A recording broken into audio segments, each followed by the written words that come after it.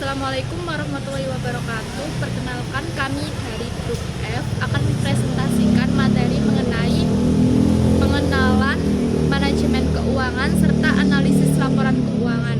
Dengan saya Afila Mawaddah, NPM akhir 118, serta rekan saya Azizaki Swardana, NPM akhir 200. Yang pertama ada pengenalan manajemen keuangan. Manajemen keuangan merupakan salah satu bidang fungsional dalam suatu perusahaan di samping bidang-bidang fungsional lainnya, seperti pemasaran, produksi, dan sumber daya manusia.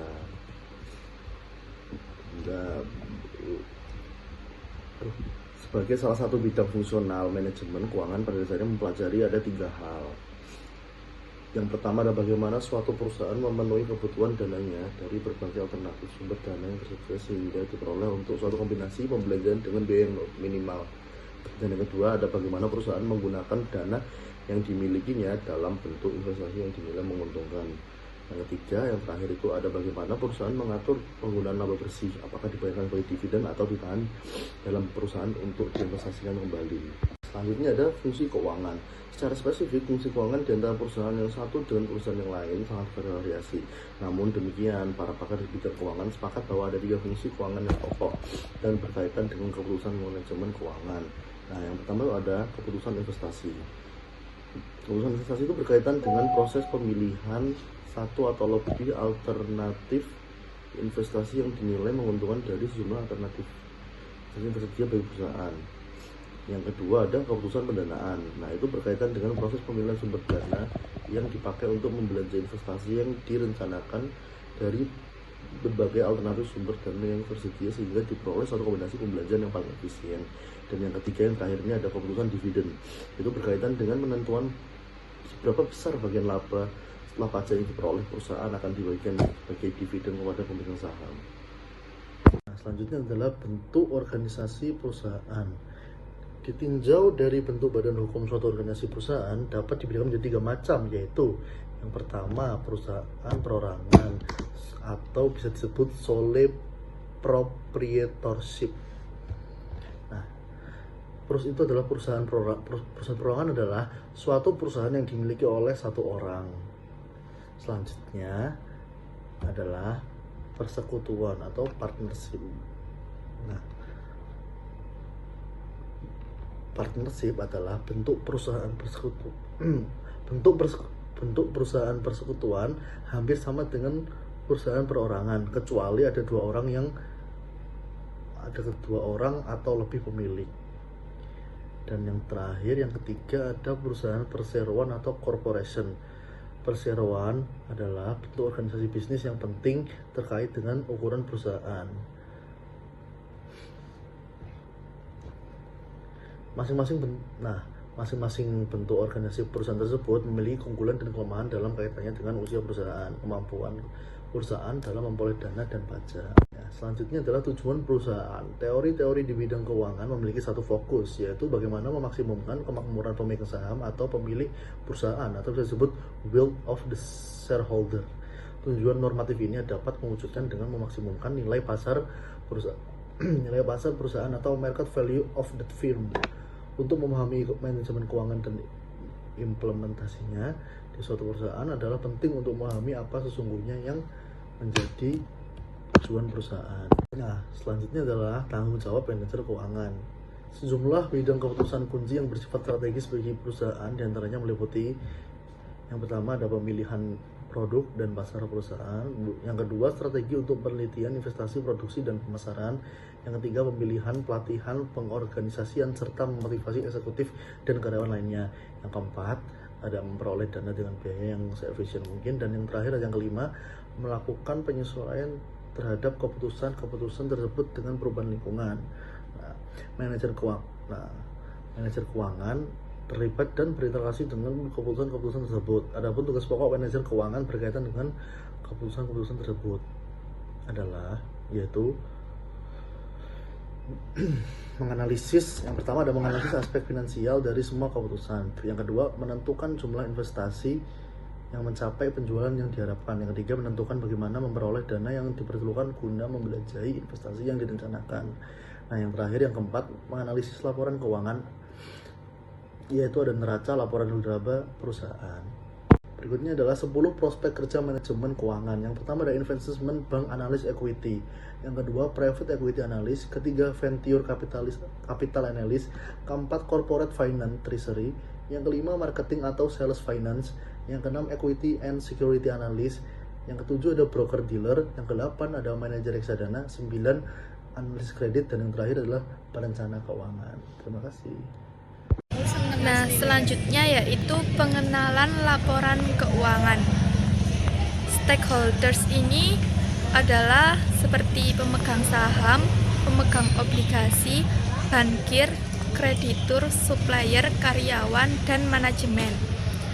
Nah, karena terdapat stakeholder, karena itu stakeholder ini bergantung pada laporan. Yang pertama, laporan laba rugi atau income statement, yaitu memperlihatkan penghasilan, biaya, dan pendapatan bersih dari suatu perusahaan selama satu periode waktu.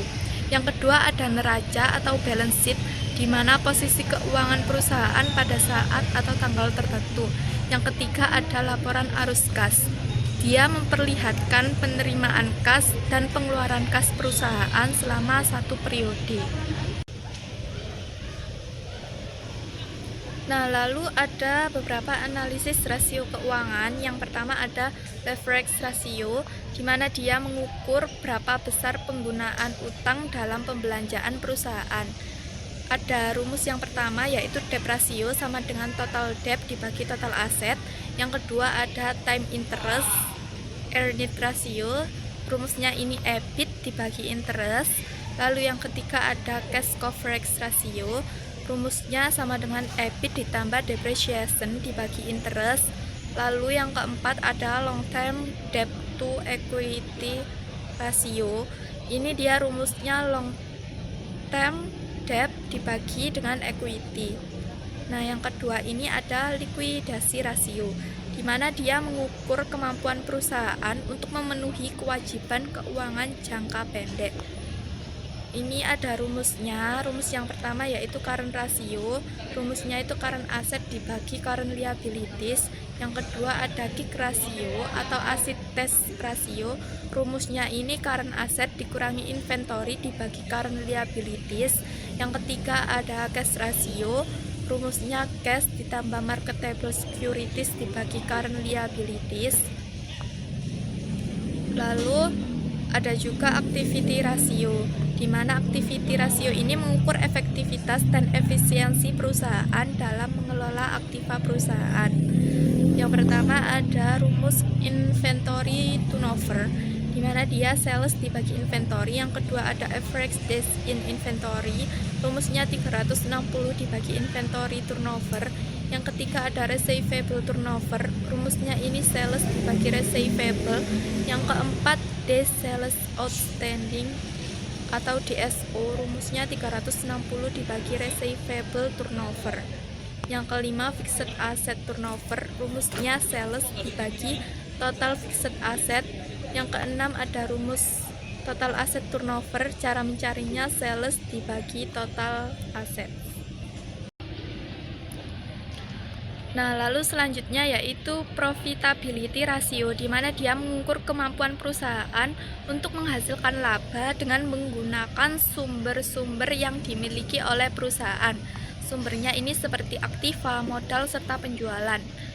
Nah, ini yang pertama kita mencari ROA, di mana rumusnya ini earning after tax dibagi total assets. Terus ada ROE, rumusnya earning after tax dibagi total equity. Yang ketiga ada profit margin ratio.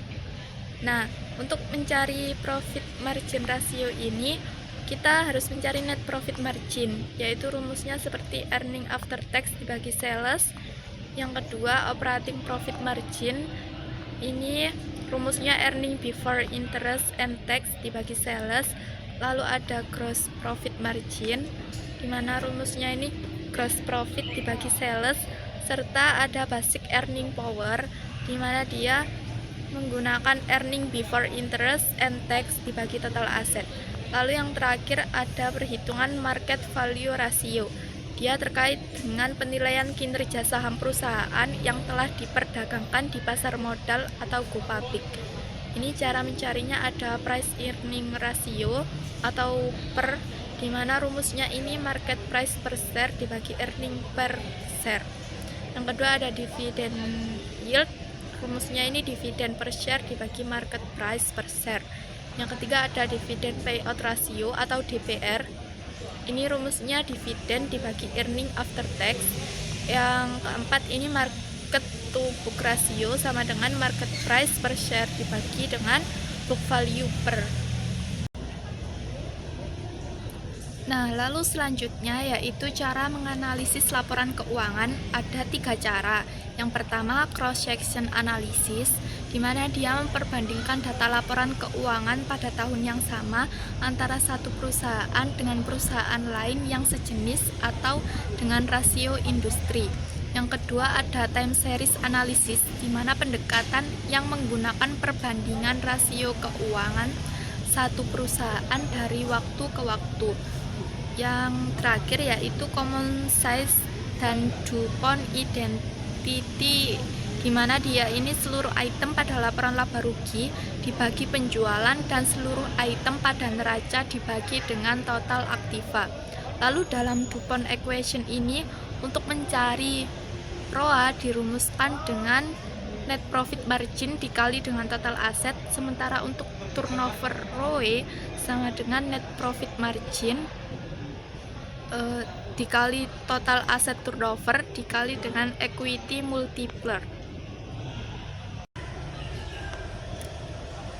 Lalu masalah-masalah dalam analisis laporan keuangan ini, yang pertama ada data pembanding, masalah yang kedua itu terdapat efek inflasi, yang ketiga itu masalah mengenai window dressing, serta yang terakhir adalah perbedaan kebijakan perusahaan. Sekian materi presentasi yang dapat kami sampaikan, kurang lebihnya kami mohon maaf. Wassalamualaikum warahmatullahi wabarakatuh.